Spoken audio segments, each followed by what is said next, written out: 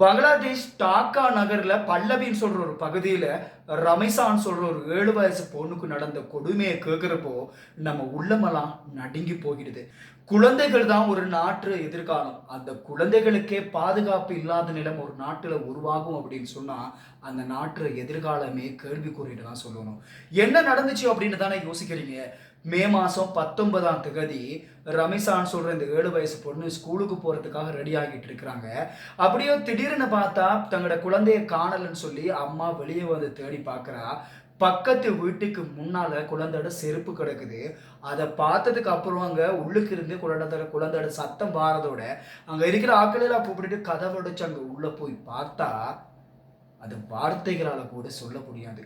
அவ்வளவு கொடுமைப்படுத்தப்பட்டு, பாலியல் வன்புணர்வுக்கு உட்படுத்தப்பட்டு, அந்த பொண்ணோட தலைய வேறையா எடுத்து பாத்ரூம் பக்கெட்ல ஒளிச்சு வச்சுட்டு, அந்த பொண்ணோட உடம்ப கட்டிலுக்குள்ள மறைச்சு வச்சுட்டு, அந்த பக்கத்து வீட்டுக்காரன் ராணான்னு சொல்றவன் ஜன்னல் வழியா மக்களெல்லாம் கூடவும் ஜன்னல் வழியா தப்பிச்சு ஓடிட்டான். அதுக்கப்புறம் பங்களாதேஷ்ல அது பெரிய பிரச்சனையா மாறுது. எல்லா மக்களும் போராட்டம் நடக்குது. அதுக்கப்புறம் போலீஸ் ரொம்பவே தீவிர விசாரணை நடத்தி அவனையும் அவனோட மனைவி அதை கேட்குறப்ப தான் இன்னுமே அதிசயமாக இருக்கு. ஒரு கல்யாணம் முடிச்சவன் திருமணம் முடிச்சவனும் இப்படி பண்ற நிலைமையிலையா இந்த நாடும் இந்த உலகமும் இருக்கு. இப்படிப்பட்ட ஒரு கொடூரமான உலகத்திலேயா நாம எல்லாம் வாழ்ந்துக்கிட்டு இருக்கிறோம்னு சொல்லி அதுக்கப்புறம் மனைவியும் அரெஸ்ட் பண்றாங்க.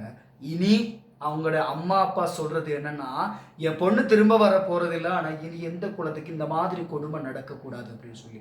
இதெல்லாம் ஒவ்வொரு காலப்பகுதியிலையும் ஏதாவது ஒரு நாட்டில் நடக்கிற சம்பவம் தான். ஆனால் இதெல்லாம் மாறுறங்கிறது தான் ரொம்பவே கேள்விக்குறியான ஒரு விஷயமா இருக்கு.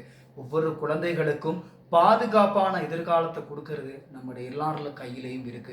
இதுக்கு என்ன தீர்வுன்னு சொல்றதுக்கு கூட விளங்குதில்லைன்னா, எவ்வளவு தீர்வுகள் சொன்னாலும் அந்த தீர்வுகளை எல்லாம் தாண்டி இந்த மாதிரி சம்பவங்கள் தொடர்ந்து நடந்து கொண்டு தான் இருக்கு.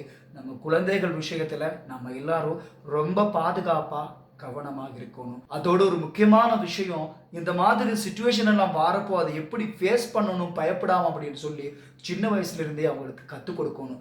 எப்படி கற்றுக் கொடுக்கணும்னா மெயினா அவங்களையெல்லாம் பயம் இல்லாம தைரியமான குழந்தைகளா வளர்க்கணும். அது ஆம்பளை பசங்களா இருந்தாலும் சரி, பொம்பளை பசங்களா இருந்தாலும் சரி. ஏன்னா இந்த காலம் அவ்வளவு மோசமான காலமா மாறிக்கிட்டு வருகிறது. இதையெல்லாம் பத்தி நாம கட்டாயம் எப்பயும் எல்லாரும் பேசிக்கிட்டே இருக்கணும். ஏன்னா இந்த மாதிரி கொடுமைகளை பத்தி பேசாம விட்டோம் அப்படி என்று சொன்னா எதிர்காலத்துல இன்னும் இது மாதிரி நடக்கிறதையெல்லாம் யாராலையுமே தடுக்கலாம். குழந்தைகள விஷயத்துல ரொம்பவே கவனமாக இருப்போம்.